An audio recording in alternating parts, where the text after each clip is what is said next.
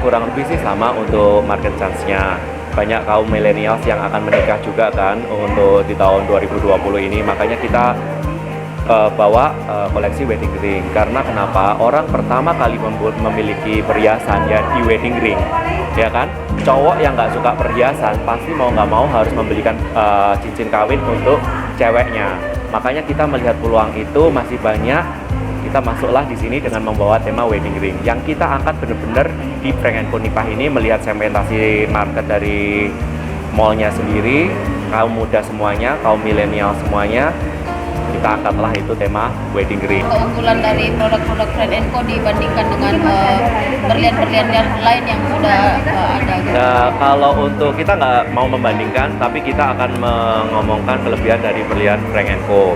Yang pertama, kita berani jamin di kualitasnya. Kita berani jamin kalau berlian kita itu colornya di F-color, clarity-nya di VVS, very slightly included atau very small inclusion. Itu adalah matching quality. Dan kita semuanya berani jamin di sertifikatnya, in-house sertifikat.